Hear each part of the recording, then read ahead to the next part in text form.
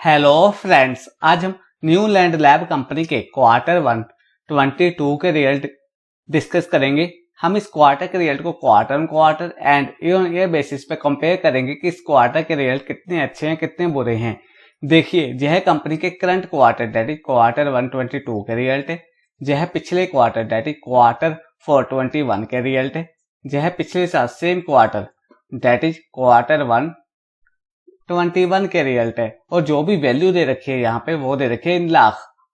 तो इस क्वार्टर की जो टोटल इनकम है वो है 20,294 लाख रुपए। पिछले क्वार्टर की थी 25,930 लाख रुपए एंड पिछले साल सेम क्वार्टर की थी 20,612 लाख रुपए। तो यदि हम क्वार्टर ऑन क्वार्टर बेसिस पे देखें, कंपनी की इनकम अराउंड 5,700 लाख रुपए कम हो गई है and year on year basis पे देखें तो कंपनी की इनकम अराउंड 320 लाख रुपए कम हो गई है। तो कंपनी की income quarter on quarter basis पे भी कम हो गई है एंड ईयर ईयर बेसिस पे भी कम हो गया। तो इनकम वाइज तो कंपनी के रिजल्ट अच्छे नहीं लग रहे। अभी देख लेते हैं खर्चे। इस क्वार्टर के जो टोटल खर्चे हैं वो है 19,086 लाख रुपए। पिछले क्वार्टर के थे 23,491 लाख रुपए। पिछले साल सेम क्वार्टर के थे 18,581 लाख रुपए। यदि हम ईयर ईयर बेसिस पे देखें तो इनकम तो कम हुई है पर खर्चे बढ़ गए हैं कंपनी के। इसका मतलब क्या हुआ कि ईयर ईयर बेसिस पे कंपनी का ऑपरेटिंग मार्जिन डिक्रीज हो गया, जो कि कंपनी के लिए अच्छा नहीं है। देखिए, इनकम भी कम हो गई और खर्चे ऊपर से बढ़ गए, ऑपोजिट हो गया।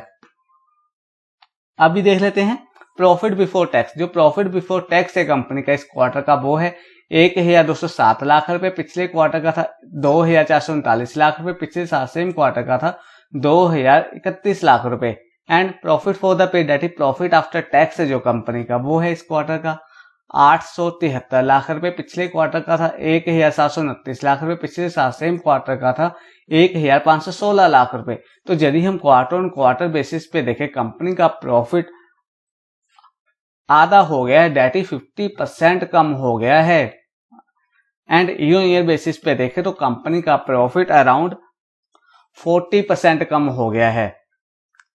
तो देखिए फ्रेंड, रिजल्ट काफी बेकार लग रहे हैं कंपनी के प्रॉफिट के पॉइंट ऑफ व्यू से। इतने खराब क्यों हैं? देखिए, एक तो कंपनी की इनकम कम हो गई, ऊपर से कंपनी का ऑपरेटिंग मार्जिन कम हो गया, जिसकी वजह से कंपनी के रिजल्ट इतने बेकार आए हैं।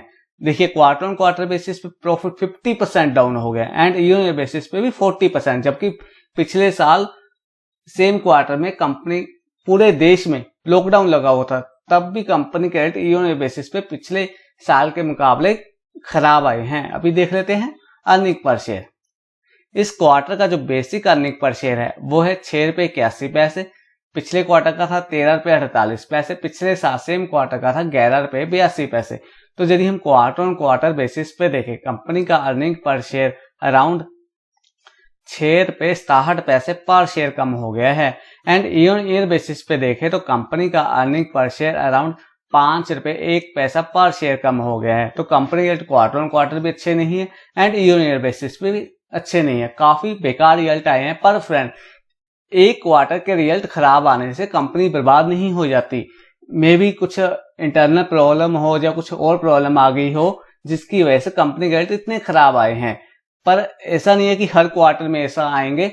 तो आप यदि ऐसा सोचे कि इस क्वार्टर के रिजल्ट खराब आ गए हैं तो हम इसमें से एग्जिट कर ले, पर यदि कंपनी अच्छी है तो कोई घबराने वाली बात नहीं होती। आप नेक्स्ट 1-2 क्वार्टर के रिजल्ट और देखिए, यदि वो भी खराब आते हैं तब आप इसमें एग्जिट करने की सोचिए। मेरे को तो ऐसा लगता है। बाकी फ्रेंड, आप खुद एनालाइज कीजिए, रिसर्च कीजिए, उसके बाद ही कोई डिसीजन लीजिएगा।